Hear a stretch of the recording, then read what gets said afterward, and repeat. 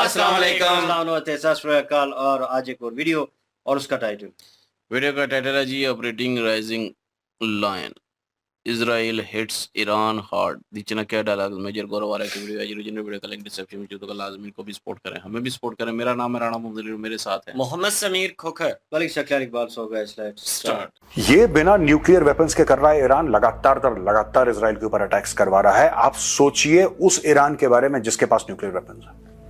देखिए ये सारे डॉट्स आपको कनेक्ट करने पड़ेंगे, तब आपको पता लग जाएगा ये जो ऑपरेशन हो रहा है हो क्यों रहा है। इसराइल को करना है, उस मजबूरी है इसराइल की करना। You can not allow Iran to have nuclear weapons. ये भारत पे उल्टा असर पड़ेगा। क्या ईरान खुले कंडेमनेशन में आया है कि नहीं यार भारत में गलत हो रहा है? The entire world should come out openly in support of Israel. You should support Israel because Israel is fighting your war for you.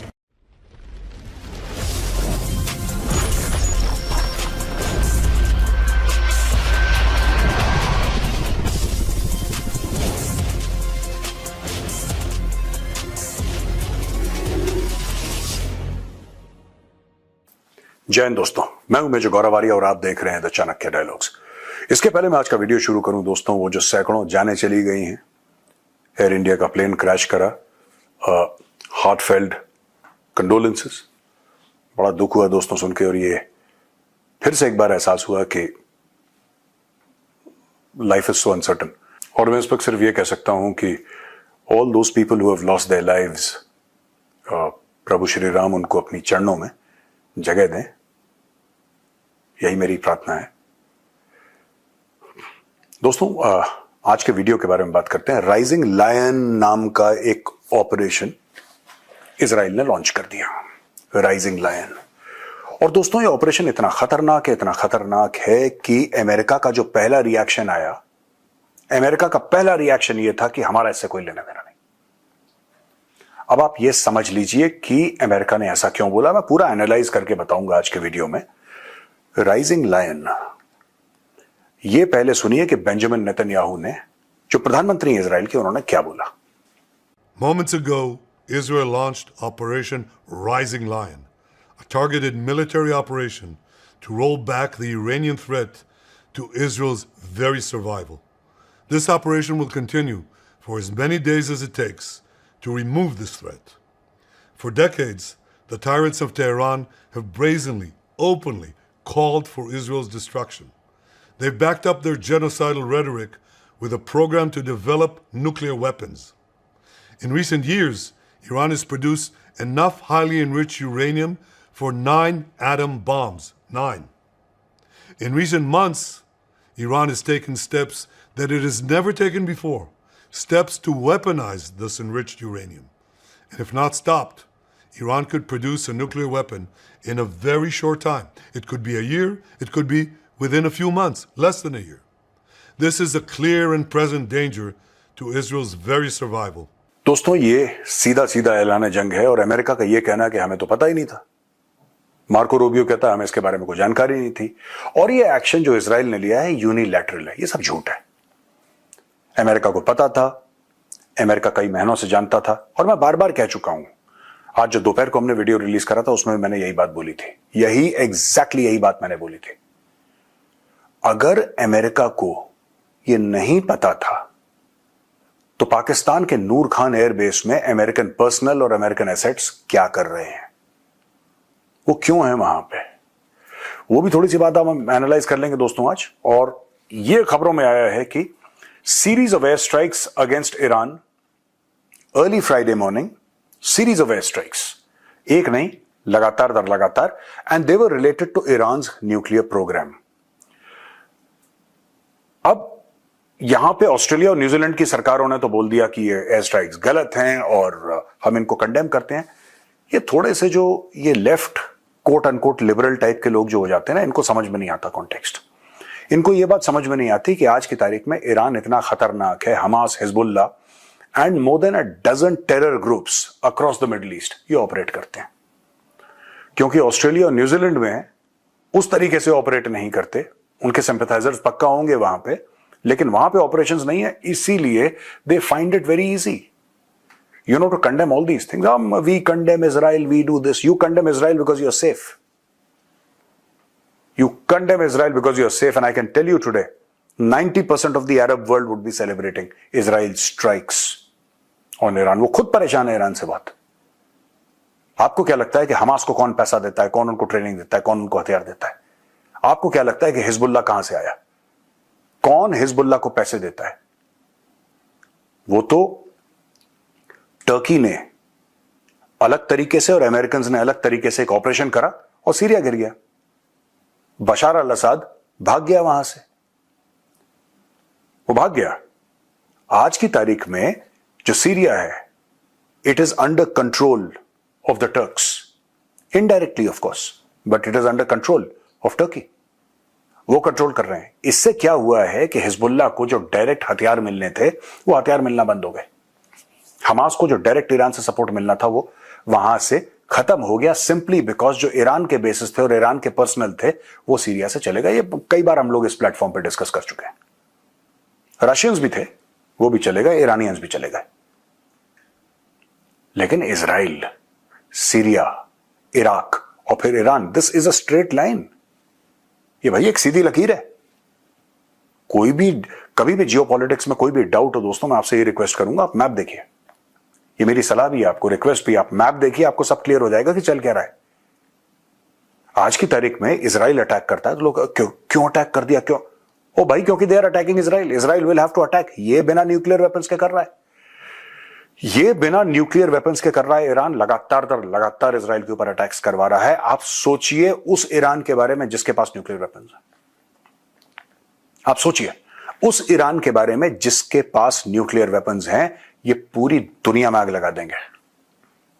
इनकी जो थियोक्रेसी है, जो लोग रूल करते हैं, ये मौलवी मौलाना जो ईरान को रूल करते हैं, इनकी जो क्लर्जी है, they are highly radicalised people, highly radicalised people. और ये आपको कहां लगता है जो हमास है, ये हमास का आइडियोलॉजिकल फाउंटेन हेड क्या है? It is the Muslim brotherhood. देखिए, ये सारे डॉट्स आपको कनेक्ट करने पड़ेंगे, तब आपको पता लग जाएगा ये जो ऑपरेशन हो रहा है हो क्यों रहा है, क्या हो रहा है, कौन मर गया, वो भी मैं आपको बता दूंगा. कौन मर गया, किसके साथ क्या हो गया, वो तो these things are not important. या they are of, I should say they are of lesser importance. Of more importance is कि आखिर इसके पीछे थिंकिंग क्या है, ये क्यों करना जरूरी है. और मैं पिछले 1 साल से एवरी वीक और every 10 days I have been repeating it. मेरे 50 वीडियो हैं जिसमें मैं बोल रहा हूं कि ये होगा. इजराइल को करना है, उस मजबूरी है इजराइल की करना. नेतन्याहू ने स्पीच पे क्या बोला है? This threatens our very existence. उसने ये सब शब्द क्यों बोले नेतन्याहू ने? उसको शौक है ये बोलने का. Why did Prime Minister Benjamin Netanyahu said that we are fighting for our existence? Why did he say that? He said that because Iran is about to get a nuclear weapon. उसके पास nuclear bomb आने वाला है. और ये होना था दोस्तों. ये थोड़ी क्लिप्स हैं. मैं चाहता हूं मेरे पुरानी जो माय ओल्ड वीडियोस, उसकी छोटी छोटी मैंने क्लिप्स यहां पे मैं चाहता हूं कि आप उसको देखें, आप समझें, और कि ये बात मैं कब से कहता चला आ रहा हूं. ये देखिएगा प्लीज. तो क्या ये सब इजराइल नहीं देख रहा है? क्या ये सब अमेरिका नहीं देख रहा है? मुझे लगता है कि they are going in for a major regime change operation in Iran. और ये सरकार पलट के रहेंगे. ये जो चल रहा है ना, ये मेन खाना नहीं है, ये डिस्ट्रैक्शन है. मेन जो खाना सर्व होगा ना, मेन दावत है, वो तेहरान में है दोस्तों. और ये पूरी अमेरिकन तैयारी कर रहे हैं कि वहां पे 2 चीजें हो जाए. एक तो वहां पे गृह युद्ध हो जाए. ईरान की बात कर रहा हूं मैं. ईरान के अंदर गृह युद्ध हो जाए, बहुत ज्यादा वहां पे अंदर की परेशानियां हो जाएं रेजिम चेंज के लिए. और दूसरी वो चीज चाहता है कि अगर मैटर मिलिट्री हो जाता है तो सबसे बड़ी बेट जो उनके लिए है, that is Pakistan. And I would tell the IDF, unless you do the regime change in Iran, unless you and America together perform the regime change in Iran, and unless you throw away this mad Ayatollah, nothing will work in your favor. I mean, you can destroy Hamas, you can destroy Hezbollah, you can destroy the Houthis, but these are just names. ये तो नाम है. Ideology कहां से खत्म हो गई है यार? आइडियोलॉजी तो जिंदा है. कल हमास नहीं होगा तो कुछ और नाम से ये लोग एक और ग्रुप अपना खड़ा कर देंगे. कल आप हिजबुल्लाह को बिल्कुल खत्म कर देंगे, नस्ते नाबूद कर देंगे, किसी और नाम से कुछ और तैयार कर लेंगे यार. आप मारते रहो, नए लोग पैदा होते रहेंगे किसी और. That ideology, the fountain head of that ideology is Iran. जिस समय प्रेशर आया, आप ये मान के चलना कि अगले 6 महीने में या 8 महीने में they are making a move for Tehran. और 2025 में, मेरी एक और भविष्यवाणी आप याद रखिएगा, सेव करिए इस वीडियो को, 2025 में they will make a move for Tehran. ये सक्सेसफुल होंगे, ये फेल होंगे, मुझे नहीं पता, आई डोंट नो, मुझे नहीं पता, हो सकता है फेल ही हो जाए, लेकिन they will make a move, they will somehow make a move for Tehran. I am talking about regime change in Tehran, मैं उसकी बात कर रहा हूं। दोस्तों ये वाली बात जो है ना, मैं आपको कुछ महीनों से कहता चला आया हूं बार बार बार बार बार बार कि 2025 में ईरान के साथ कुछ गेम होगा, कम से कम गेम की कोशिश करी जाएगी। अब गेम हो ना हो, सक्सेसफुल हो ना हो, लेकिन कोशिश करेंगे 2025 में, पक्की बात है। They will try, they might fail, they might pass, that's another story. और इनका एंड गेम क्या होगा? Regime change in Iran. जो खमेनेई की जो उसका राज है, यानी कि खमेनेई का तख्ता पलट, that is what they will be aiming for.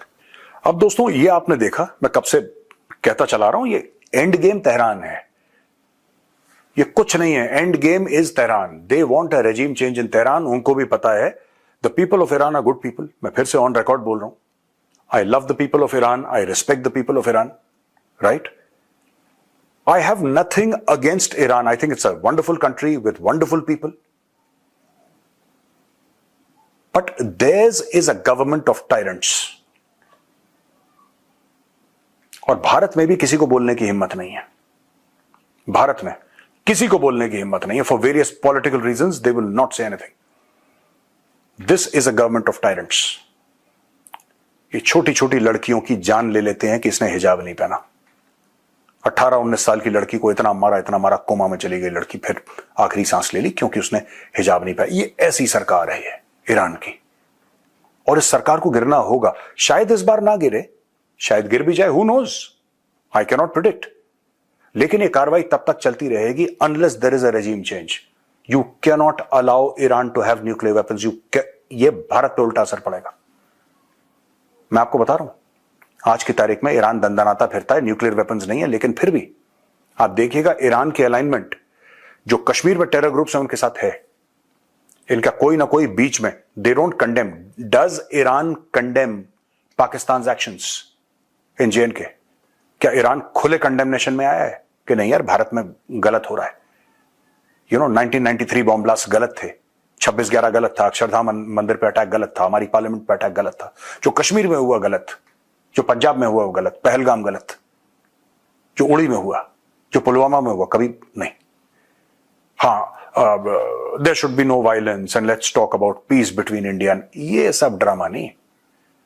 और मैं आपको बता रहा हूं, जिस दिन ईरान के पास न्यूक्लियर वेपन्स हुए, ठीक है, आप देख लीजिएगा, तंजीमा खड़ी करेंगे कश्मीर के अंदर, ये तंजीमा खड़ी करेंगे कश्मीर के अंदर। और मुझे यह भी पता है कि कश्मीर में कहां पे बुक क्लब के नाम पे, स्पोर्ट्स क्लब के नाम पे, रीडिंग क्लब के नाम पे, ये जो इन्होंने ड्रामे शुरू करे हैं ना ईरान ने, I am very well aware of that, किस तरीके से इन्फ्लुएंस करने की कोशिश करते हैं। मैं जगह का नाम नहीं लूंगा वरना फिर मेरे पीछे लोग पड़ जाएंगे। कासिम सुलेमानी के पोस्टर कहां कहां लगे, एवरीबडी नोज कि कासिम सुलेमानी के पोस्टर कहां कहां लगे। मुझे बताने की आवश्यकता नहीं है। People who have been posted in 14 corps which is the area of Ladakh and in 15 Corps which is the area of Valley, they know very well what I'm talking about. Commander-in-Chief of the Islamic Revolutionary Guard Corps Hossein Salami, इसको मार दिया। जो कासिम सुलेमानी को एक बार American ने मारा था, वो बगदाद एयरपोर्ट के बाहर मारा था, ड्रोन से मिसाइल मारी थी, ये मार दिया इजरायलियों ने। दूसरा जो बना है हुसैन सलामी है, ये commander in chief of IRGC है। ये इस्लामिक रेवोल्यूशनरी गार्ड कोर, ये सबसे एलीट यूनिट है इनकी आर्मी की, पैरामिलिट्री फोर्स है लेकिन सबसे एलीट है और इसकी चलती है। ये जो कैद है वो कानून है। They are very very powerful politically inside Iran. इनके चीफ को, इसका मतलब इजराइल को यह पता था कि इनका चीफ कहां पे है, कहां पे है, ठीक है। इसके अलावा दोस्तों यहां पे जनरल गुलाम अली राशिद मर गया, commander of Khatam al Anbiya central headquarters, right. Amir al Hajizadeh, commander of the air and aerospace force, इसको निपटा दिया। मोहम्मद रजा गहराई अश्तियानी, ईरानी डिप्टी चीफ ऑफ स्टाफ। ये तीनों के तीनों मोसाद का कहना है कि ये भी मर गए, और डॉक्टर तेहरानची और डॉक्टर फरेदून अब्बासी, ये इनके साइंटिस्ट भी गए हैं, कुछ न्यूक्लियर साइंटिस्ट हैं, इनको भी निपटा दिया है इजराइल ने। देखिए सब, इनके अलावा भी टारगेट करा गया है Ali Shamkhani, head of Iranian nuclear programme and senior adviser to supreme leader Khamenei, likely eliminated, इसके बारे में कुछ पता नहीं कहां है। और जो लोकेशंस पे इजराइल ने अटैक करा है दोस्तों, मैं पढ़ के आपको बता रहा हूं क्योंकि ये ब्रेकिंग आ रही है, और मैं किसी बाहर की लोकेशन में हूं, मैं नोएडा में नहीं हूं, वरना मैं आपको प्रॉपर, और मैं कल करूंगा आपके लिए, I'll make a detailed sort of presentation for you, and I will sort of tell you कि इसमें क्या है। ये लोकेशन जो अटैक करी है, तबरीज है, तेहरान है, करमानशाह, अरक, इस्फहान, नतान्ज, इनको अटैक करा है। अब दोस्तों देखिए अमेरिका का गेम, देखिए इसमें जैसे ही अटैक्स हो गए, मार्को रूबियो क्या बोलता है अमेरिका का, हमें तो उसके बारे में पता ही नहीं, और हम चाहते हैं कि ईरान भाई हमारी फोर्सेस को अटैक ना करे, हमारा इससे कोई लेना देना नहीं है, ठीक है। यानी कि अमेरिका को कुछ नहीं पता, हमसे तो पूछा नहीं इजराइल ने, और इजराइल ने फटफट अपना अटैक कर दिया, और हमें तो उसके बारे में कुछ पता ही नहीं है, हम तो बच्चे हैं, हमें कुछ पता ही नहीं। चलो तुम्हें कुछ नहीं पता मान लेते हैं। अब दोस्तों ये देखिए ट्रंप का बयान, लेस देन 48 आवर्स, 48 घंटे भी नहीं हुए ट्रंप के बयान को, ट्रंप ये कहता है कि बहुत बड़ी लड़ाई होने वाली है। तुम्हें तो कुछ पता ही नहीं था। एक और न्यूज आइटम देखिए कि जितने भी इनके आसपास के, इराक के आसपास के जितने भी अमेरिकन ट्रूप्स डिप्लॉयड हैं, उनको शिफ्ट करा जा रहा है, और यह कार्रवाई अमेरिकन ने बाद में रिवील करी, लेकिन 10-15 दिन पहले से अमेरिकन ने इनकी शिफ्टिंग शुरू कर दी थी, ऐसा मुझे पता चला है। शिफ्ट हुई है वो तो मीडिया में है, पर इन्होंने बहुत पहले से कार्रवाई कर दी, शुरू कर दी थी अपने ट्रूप्स को हटाना। भाई एक बात बताओ, आप तो कह रहे हो पता ही नहीं आपको। यूनिलैटरल एक्शन इजराइल ने ले लिया, हमसे कुछ पूछा नहीं, हमें बताया नहीं, तुम्हें नहीं बताया, तुम्हारा प्रेसिडेंट तो कुछ और कह रहा है, तुम कुछ और कह रहे हो, ये सब इनको पता है दोस्तों। और अच्छी बात है, America should come on the front foot. देखिए ये लड़ाई अभी भी शुरू हुई है, ये लड़ाई और आगे जाएगी दोस्तों, इसमें बहुत कलेश होगा, इसमें बहुत दिक्कतें होंगी, और आप देख लेना किस तरीके से ये सारी की सारी चीजें होने वाली हैं, सारी की सारी चीजें, आप इसको रोक नहीं पाएंगे। You will not be able to stop this. ये तब तक इजराइल करता रहेगा जब तक इजराइल को यह यकीन ना हो जाए कि इनका न्यूक्लियर प्रोग्राम उसने ठप कर दिया। और मुझे लगता है कि दुनिया भर को आप इजराइल को support, the entire world should come out openly in support of Israel. There is no other way, and this is for your safety. I'm not saying that you should support Israel because what Israel is doing is right. No. You should support Israel because Israel is fighting your war for you. Israeli soldiers are dying for you.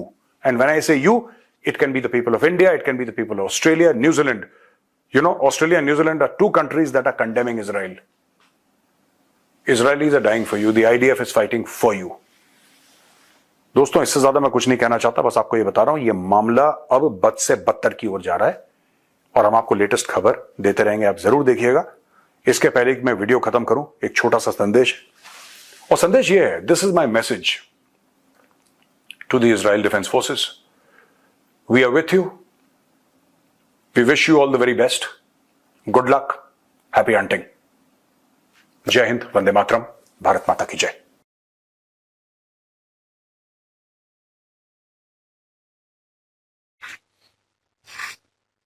From India and all around the world, क्या कहना चाहते हैं? किसी ने comment क्या कर दिया कि जी आपकी इंग्लिश बेहतर हो रही है, एजुकेटेड पर्सन बन रहे हैं, तो छेड़ ही होगी। किसने कहा है? किसी ने कमेंट किया हुआ। आने वाले मैं टाइम भाई वैसे भी बोलता रहता हूँ, क्योंकि मैं बाहर रह के आया हूँ, 2-4 अल्फाज जो हैं आते हैं, उससे ज्यादा आती नहीं, तो वही मैं यूज करता रहता हूँ। तो बाकी पिक की है इधर उधर से, तो कोई बात नहीं, वो भी हमने रटे हुए हैं। पाकिस्तानी यही समझे, हम जो बोल रहे होते हैं हमें खुद भी पता नहीं होता कि बोल क्या रही हैं, नहीं, मुझे लेकिन ये पता है होता कि है। गुजारा हो जाता है। इंग्लिश जो है ना वो जिस तरह की है, चलें उस चीज़ को छोड़िए। इसराइल की अगर बात करें यार, इसराइल के बारे में तो हम जानते हैं कि वो जो है ना उसको यही था कि जो ईरान है उसको टारगेट ज़रूर करना है इसराइल ने। ईरान का एक जिस तरह से प्लान बना हुआ था, ईरान का प्लान ये था कि न्यूक्लियर जो ऑपरेशन है वो अंदर ही अंदर वो उसको कामयाब करने के लिए जो स्ट्रेटजी उसने अपनाई हुई थी ईरान ने, किसी तरीके इजराइल को वो चुभ रही थी। इजराइल को ये था कि यार ये न्यूक्लियर पावर नहीं है अभी, तो इसके ये हालात हैं कि खुलकर जितनी भी तंजीमें हैं, हिजबुल्लाह हो गया, हमास हो गया, हुती हो गए, यमनी हो गए, इन सब को वो खुल के सपोर्ट कर रहे हैं। तो अगर ये हालात अभी के हैं तो न्यूक्लियर पावर ये बन जाता है तो फिर ये क्या करेगा इजराइल के साथ। इजराइल ने इन सब चीजों के ऊपर एक हिकमत अमली अपनाई थी, एक प्लान किया था, और देख लें कि उस प्लान में इजराइल भाई कामयाब हो चुका है। ईरान के बड़े बड़े जो कमांडर थे वो चुन चुन के इजराइल की एजेंसी ने मारे हैं, और उसके बाद बड़े मेन जगह थी जिसके ऊपर कह लें कि वो हमले हुए हैं इजराइल की तरफ से, और वो सारे के सारे कामयाब हमले हुए हैं। ये एक बहुत बड़ी खबर थी। और नेतन्याहू का अगर स्टेटमेंट सुने तो वो अभी ये कह रहा है कि ये चीज रुकी नहीं है। जैसे मोदी साहब ने कहा ना कि ऑपरेशन सिंदूर जो है वो अभी कंटिन्यू है, वो उसके जो अगले पेज है वो अभी ओपन होंगे। तो इसी तरह से नेतन्याहू भी यही कह रहा है कि ये ऑपरेशन जो है अभी कंटिन्यू है, अभी रुका नहीं है, इसका जो रिजल्ट है वो अभी आना है। और रिजल्ट जो है इसका क्या आना है वो तो सबको पता है जी, कि वहां की जो सरकार है वो कट्टरपंथी वाली सरकार है ईरानी। वो एक ऐसी कट्टरपंथी सोच रखते हैं कि जिसकी वजह से वो होती है ना मौलवियों वाली सोच, तो वही लीड कर रहे हैं ईरान को। वो सोच जो है ना, वो रजीम जो है वो चेंज करना है अमेरिका ने इजराइल के साथ मिलकर। और अमेरिका भाई इतनी पावर रखता है कि वो अगर चाहे तो रजीम चेंज करने की कुव्वत जो है वो तो उसके पास है। ये तो दुनिया ने देखा हुआ है कि किस तरह से उसने कंट्रियों में रजीम जो है वो चेंज की हैं। अगर देखा जाए यहाँ पे जो बांग्लादेश में हुआ है, ये भी एक प्लान के तहत हुआ है। अगर हसीना वाजिद अमेरिका की बात मान जाती तो वो रजीम ना चेंज होता, लेकिन उसने नहीं मानी, रजीम चेंज हो गया। पूरे का पूरा तख्ता जो है बांग्लादेश का उल्ट कर दिया। अब ईरान का नंबर लगा हुआ है, सवाल ही पैदा नहीं होता कि ईरान अब बच जाएगा, क्योंकि ईरान को जिस तरह से घेरा डाला गया है ना, बड़ा मुश्किल है। अब ईरान की जो सरकार अभी होल्ड कर रही है उसका कोई ना कोई रिजल्ट निकलना जरूरी हो गया। अब ये निकल के ही रहेगा जिस तरह से आप देखें कि सीरिया में हुआ। सीरिया की जो सरकार का उलट पुलट हुआ है। अच्छा, मैं सोच रहा था कि तुर्की जो है ना वो एक ऐसा मुस्लिम कंट्री है जो कि जिस तरह से ईरान एक पावर रखता है कि 57 कंट्रियों में से अगर कोई यूरोपियन कंट्रीज को, अमेरिका को, इसराइल को अगर कोई आंखें दिखाने की पावर रखता है तो वो ईरान है, तो वो तुर्की भी उसी तरह का है। लेकिन ऐसा कुछ भी नहीं है। तुर्की तो भाई देखें कि वो कह रहे हैं कि अमेरिका को उसने साथ दिया है। अमेरिका भी चाहती थी कि सीरिया की जो रजीम है वो चेंज हो, और तुर्की को आगे करके तो उन्होंने वो सारा तख्ता पलट करवाया बशर अल साद का। और बशर अल साद के जाने के बाद जो सरकार अभी आई है वो भाई अमेरिका की मर्जी की सरकार आई है, तो इट्स मीन के तुर्की ने साथ दिया। दूसरी साइड पर ईरान है।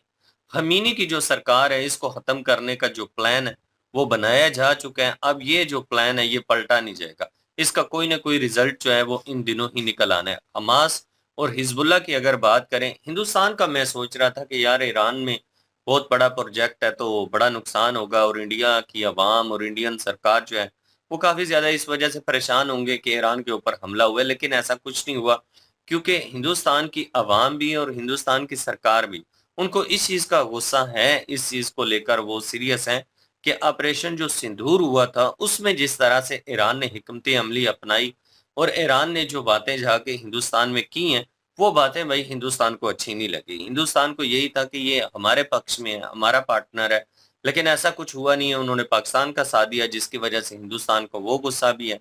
और हिंदुस्तान को ये गुस्सा भी है कि हमास की जो मीटिंग्स कश्मीर में होती रही हैं, तो हिंदुस्तान ये भी जानता है कि अगर हमास सपोर्ट कर रहे हैं वहां पे जो टेररिज्म है उसको, तो हमास को कौन सपोर्ट कर रहा है पीछे से?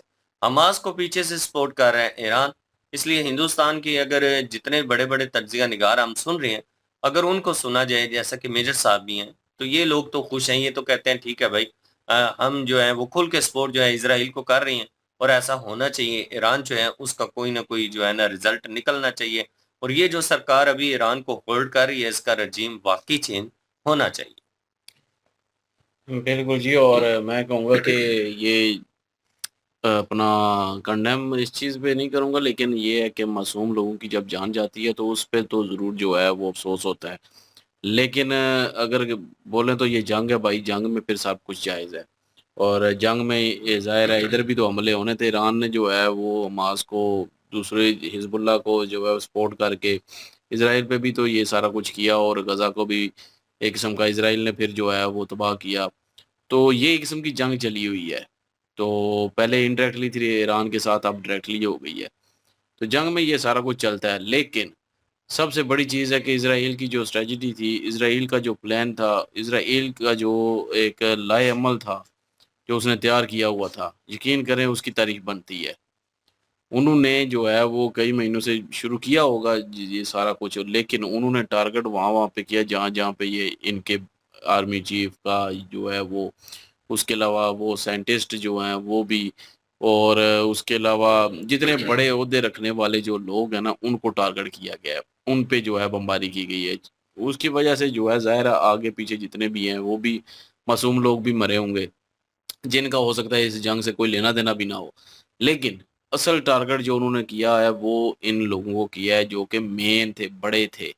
तो उन लोगों को जो है इज़राइल को इस चीज़ का इल्म था कि वो किस जगह पे हैं, किस जगह पे बैठे हुए हैं, क्या कर रहे हैं, वो सारा कुछ पता था उनको। उसी टाइम वो जो है आए हैं, सीरीज़ करके आए हैं, पहले एक आए, फिर दूसरा, फिर तीसरी बार, तो वो बमबारी करके जाते रहे हैं। तो टारगेट उन्होंने जो है वो उन बड़ों जो वो बड़े ओहदे वाले थे उनको किया, और उनको जो है वो मारा। तो इस लिहाज से जो है वो मोसाद की तारीफ़ ज़रूर बनती है भाई, कि उनकी इंटेलिजेंस जो है वो ईरान में घुसी हुई है, और ईरान में घुस के जो है उनको सारा पता है कि कौन क्या कर रहा है इस टाइम, कौन किधर है इस टाइम। न्यूक्लियर जो साइंटिस्ट हैं वो क्या कर रहे हैं, वो किधर हैं, वो सारा उनको पता है, इल्म था। तो आगे उन्होंने टारगेट जो है सेट करके वहीं पे जो है वो टारगेट किया, और इस चीज़ की तो मैं वाक़ई तारीफ़ करूँगा भाई, बनती है। और क्योंकि ऐसे ही नाम नहीं है मोसाद का। मोसाद जो है वो एजेंसी मेरे ख़्याल में इस वक़्त दुनिया की सबसे बड़ी पावरफुल एजेंसी है, और एक्यूरेट जो है वो सारी चीज़ें जो है वो करती है। तो ये चीज़ जो है वो बाकी तारीफ़ के काबिल है, और बाकी ईरान में हमले हो रहे हैं या ईरान कर रहा है तो ज़ाहिर है ये जंग है, और ये जंग चलेगी। लेकिन इसका असर जो है ना इस जंग का, ये पूरी दुनिया पे पड़ने वाला है, और पाकिस्तान ज़ाहिर है हमसाया मुल्क है, पाकिस्तान पे तो ऑटोमेटिक आएगा। वेव्स तो आएँगी ना फिर यहाँ पे भी। तो क्योंकि वो जंग की वेव्स, कहीं ये ना समझिएगा कि न्यूक्लियर फाट गया और उसकी वेव्स। तो जंग की वेव्स जो हैं वो तो आएँगी, और यहाँ पे भी असरात नज़र आएँगे। और आने वाले वक़्त में ज़ाहिर है पेट्रोल की कीमत बढ़ने वाली है, अब और भी बहुत कुछ होने वाला है। तो ये जंग अगर चलेगी तो ये हो सकता है कि ये भी काफ़ी सारे मुल्क जो हैं इस जंग में कूद पड़ें। तो पाकिस्तान ने फ़िलवक़्त तो कंडेम किया है, लेकिन कोई पता नहीं है कि क्या हो जाए, क्योंकि अमेरिका अभी तक जो है वो कह रहा है कि मेरा हाथ नहीं है इसमें। तो जिस दिन अमेरिका खुल के आ गया या अमेरिका ने अटैक किया, फिर पाकिस्तान को ज़ाहिर है अमेरिका का साथ देना पड़ेगा। तो फ़िलवक़्त तो इंडिया ने भी जो है कंडेम नहीं किया किसी को भी, ना ही जो है वो ईरान का साथ दिया है, ना ही ईरान का जो है वो ईरान के खिलाफ कोई ट्वीट किया है या कुछ ऐसा किया हो इंडिया की सरकार ने। आम लोग तो ज़ाहिर है इज़हारे कर रहे हैं, मेजर साहब ने भी कहा, मेजर साहब को तो वैसे भी बड़ा गुस्सा है ना ईरान पे। तो लेकिन ये है कि गवर्नमेंट ने अभी नहीं कहा, और ज़ाहिर है डिप्लोमैटिक होते हैं, मामलात होते हैं, तो जिस तरह वो चाबहार जो है पोर्ट वो ईरान के पास है, तो इस तरह वो ईरान को ये भी नहीं कह सकता इंडिया, या तो वो सारा कुछ जो इंडिया के साथ जितने भी सॉरी ईरान के अंदर जितने भी मफाद हैं उनको जो है या तो छोड़ना पड़ेगा इंडिया को, या फिर जो है वो अगर वो रखने तो फिर ज़ाहिर है बीच वाला रास्ता ढूँढना पड़ता है। और वैसे जहाँ तक मेरा ख़्याल है इंडिया भी जो है वो इज़राइल के साथ ही है, सरकार भी हो या लोग भी हों। ये तो कमेंट सेक्शन में भी हमें पता चल जाता है, और काफ़ी सारी वीडियो ऐसी ही देखते हैं हम जिसमें पता चल जाता है कि इंडिया जो है वैसे इज़राइल के साथ है, लेकिन खुल के सपोर्ट नहीं करता उस तरह, क्योंकि डिप्लोमैटिक मामलात होते हैं। लेकिन ये हर मुल्क की भई अपनी-अपनी पॉलिसी है, आज़ाद पॉलिसी है, हर मुल्क जो है वो जो जिसका मर्ज़ी साथ दे, जिसका मर्ज़ी है जो है वो उसके साथ खड़ा हो। ये उस मुल्क की जो है वो ज़ाहिर है हर मुल्क ने अपना फ़ायदा देखना होता है। तो यहाँ पे कोई किसी दूसरे मुल्क को ये नहीं कह सकता कि उसने गलत किया, उसने साथ मतलब उसका क्यों दिया इज़राइल का या ईरान का। ज़ाहिर है हर एक का जो है वो अपना-अपना ये आज़ाद पॉलिसी है और वो कर सकता है। जिस तरह के ऑस्ट्रेलिया और न्यूज़ीलैंड ने जो है वो अपना किया, वो उन्होंने ईरान का साथ दिया और कंडेम कर दिया। और लेकिन अभी जो है वो मेन जो चीज़ है ना, मुझे जो एक जो है वो ठीक लगी है, वो यही है कि मोसाद ने अपने जो है ऑपरेशन बड़ा तगड़ा किया है। इसमें कोई शक नहीं है। ईरान की जो है बुनियादें हिला के रख दी हैं इज़राइल ने। तो अब ईरान क्या करता है, क्योंकि अभी तक कन्फर्म ये भी नहीं है कि ईरान न्यूक्लियर स्टेट बना है या नहीं बना, अभी तक नहीं बना।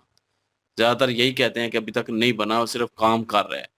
तो नेतन्याहू ने भी कहा कि अब मेरे ख़्याल में 9 एटमी हाँ 9 का ज़िक्र किया ना, 9 एटमी जो है वो हथियार जो है बना रहा था और जो है वो अगर वो चला देता या बन जाते, तो इसलिए उन्होंने पहले हमला करके जो है वो उन साइंटिस्ट को, उनको बड़े-बड़े ओहदेदारों को जो है वो रास्ते से हटाया है।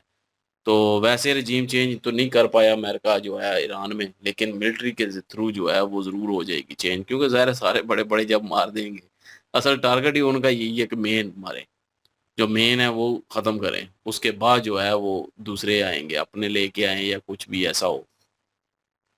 बहरहाल ये आस-पास के मुल्कों के लिए, दुनिया के लिए जो है वो समझ लें कि कुछ बहुत बड़ा हो भी सकता है। अगर जंग हुँ। बढ़ जाती है तो बहुत कुछ आएगा, बहुत से मुल्क जो हैं इसमें आएँगे। बहुत सारे लोग तो कह रहे हैं कि ठंड वार जो है वो शुरू हो चुकी है। समझ लें कि उसका पहला हिस्सा जो है वो शुरू हो चुका है। क्योंकि ईरान के अगर ऊपर ये कोई छोटा-सा अटैक तो है नहीं है, ये बहुत बड़ा अटैक है। बड़े-बड़े ओहदेदारों को हाँ, मारा गया है, और तो ये इसका अटैक छोटा तो वाक़ई नहीं है ना। ईरान अगर रिप्लाई करता है, तो फिर आगे जो है मज़ीद मामलात तो चलेंगे और ईरान रिप्लाई करेगा। ये तो हो नहीं सकता वो ना करे। और नेतन्याहू जो है वो भी ये कह रहा है कि भई ऑपरेशन अभी कंटिन्यू है, वो रुका भी नहीं। अभी और उन्होंने करनी है अटैक्स। चलो जी, वक़्त बताएगा क्या होता है, लेकिन ये जंग है भाई, जंग में दोनों तरफ फिर लोग मरते ही हैं, इसमें तो कोई शक नहीं है।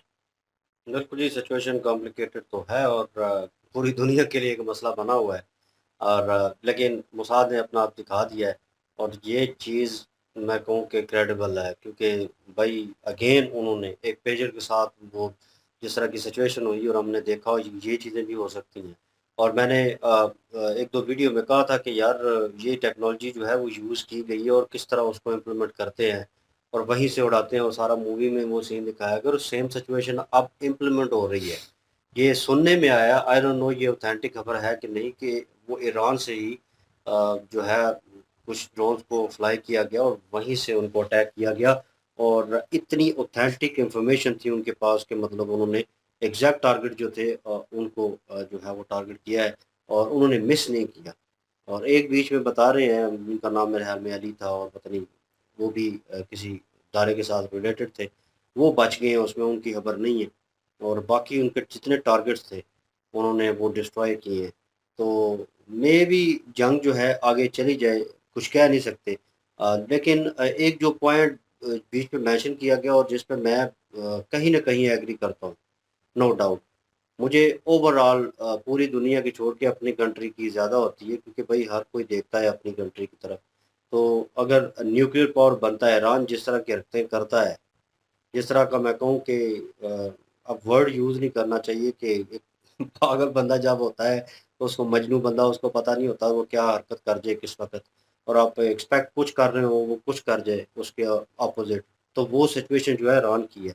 ईरान अगर एटमी पावर बनता और वो जो 9 न्यूक्लियर बॉम्ब जो है वो तैयार कर रहा था, तो मेरे ख़्याल में कंसर्न वाली बात थी कहीं न कहीं कोई न कोई प्रॉब्लम जो है उसने क्रिएट करनी थी।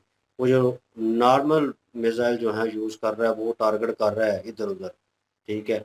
और पाकिस्तान के ऊपर भी वो कर चुका है इस चीज़ की टेस्टिंग। वो न्यूक्लियर होता तो न्यूक्लियर मारता इधर फिर। तो ये चीज़ मुझे कंसर्न लग रहा है इस चीज़ का कि भई हुकूमत में लोग भी अच्छे होने चाहिए। इट डज़न्ट मीन कि वो मुस्लिम है और व्हाटएवर जो भी है क्योंकि यहाँ पे लोग तो बहुत सारे उनको इस वजह से सपोर्ट कर रहे हैं, वो उस पहलू को देख ही नहीं पा रहे।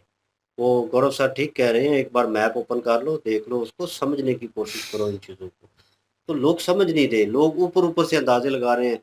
80ਵੀਂ ਭਰਾ ਤੁਹਾਡੇ ਭਰਾ ਦਾ ਤੁਸੀਂ ਵੀ और ਸਾਡੇ इसराइल है ਭਰਾ ना, हो। इसराइल पाकिस्तान का ज़ाहिर है जो है वो मैं एक किस्म का जानता समझ हूँ लें दुश्मन है, तो दुश्मन है, बस वो तो वो इसी लिहाज कट्टरपंथी से में वो कर रहे हैं, लेकिन यार वो देखनी चाहिए कि किस तरह की सियासत जो है पूरी दुनिया में चल रही है और उस चीज़ को हैंडल कैसे करना, और दोनों पहलू देखने चाहिए, उसके बाद अपने बयान देने चाहिए। पढ़े लिखे लोगों की तरह थोड़ी बहुत तो जो है बातचीत कर लें कि पता चले यार थोड़ा बहुत जो है सेंस रखते हैं लोग और समझते हैं इस चीज़ को, तो अगला बंदा भी उसको एक्सेप्ट करेगा, हाँ यार कहीं न कहीं इसमें बात है।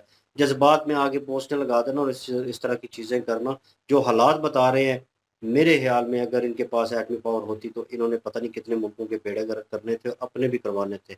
भाई जब आप एटम का हमला करेंगे तो एक कंट्री पे इम्पैक्ट तो आएगा, वो तो बिल्कुल डिस्ट्रॉय होगी, वो आपको भी डिस्ट्रॉय कर देगी। उसके बाद जो 7 कंट्रीज़ होंगी, जो हमसाया कंट्रीज़ होंगी, वो भी डैमेज होगी उससे। तो भाई न्यूक्लियर जो है वार होगी और वो ख़तरनाक होगी, और ये पहला किस्सा होगा इन बेवकूफ़ों की वजह से, क्योंकि ये कट्टरपंथी में हैं कहीं न कहीं। तो वो चीज़ लोगों को नज़र आ रही है, वो भी गौरव सर ने भी इस चीज़ के ऊपर कंडेम किया है कि लग रहा है कहीं न कहीं ये लोग जो है इस तरह की हरकत करने वाले थे, और ठीक हुआ कि उन्हें रोका गया, और अब रुका है तो ये कहाँ तक ये सिलसिला जाता है, जंग कहाँ तक जाती है, क्या फ़ैसला होता है। तो जहाँ तक अमेरिका और पाकिस्तान की बात रही, तो इन्होंने ही अपनी वीडियो में कहा था कि मैंने सुनी भी थी कहीं खबर कि पाकिस्तान जो है वो उसकी पीठ में, ईरान की पीठ में जनाब चौड़ा घोंपेगा कहीं न कहीं। मतलब वो उसकी साइड नहीं लेने वाला, उसके अपोज़िट जाने वाला है। तो वो क्यों जाने वाला है? क्योंकि अमेरिका के हाथ में एक किस्म की कह लें कि डोर है। तो अगर अमेरिका भी इसमें कूद पड़ता है, तो फिर कन्फ़र्म बात है कि भई पाकिस्तान भी उस चीज़ के ऊपर इम्प्लीमेंट करेगा। तो ये देखने लायक चीज़ें होंगी, कौन किसका कहाँ पे क्या साथ देता है, क्या कंडेम करता है, ये आने वाला वक़्त बताएगा। जंग की स्थिति नो डाउट है, स्ट्रिक्ट है मामलात, लेकिन ये है कि इतने नहीं हैं कि इसको वर्ल्ड वॉर 3 जो है घोषित कर दिया जाए। लोग जो है कुछ ज़्यादा आगे की सोच रहे हैं। ठीक है, मिसाइल से हमले हुए हैं, वो सारा कुछ हुआ है। अगर वो इंडिया पाकिस्तान की हुई थी ये लास्ट जो है, और लग रहा था कि यार ये वर्ल्ड वॉर 3 जाएगी और ये और वो, तो बड़े बयानात आए और ये और वो, चीज़ें जो हैं स्टेबल हो गई। तो आजकल के हालात में मेरे ख़्याल में वर्ल्ड वॉर 3 नहीं हो सकती, लेकिन हालात बेहतर हों और यही चाहता हूँ, और चीज़ें जो है नॉर्मलाइज़ हों, और ये चीज़ें जो है ख़तरनाक होंगी। बहरहाल ये ठीक किया है कि ईरान को रोका है। तो आप क्या ओपिनियन रखते हैं इसके ऊपर? कमेंट सेक्शन ओपन आपके लिए, और इनकी ओरिजिनल वीडियो की लिंक भी डिस्क्रिप्शन में मौजूद होगी। प्लीज़ इनके थ्रू हमें भी सपोर्ट कर दीजिएगा। इंशाल्लाह मिलते हैं नेक्स्ट वीडियो में। अपना ख्याल रखिएगा, तो हमें याद रखिएगा। तब तक के लिए अल्लाह अल्लाह हाफिज़, हाफिज़, पीस। पीस।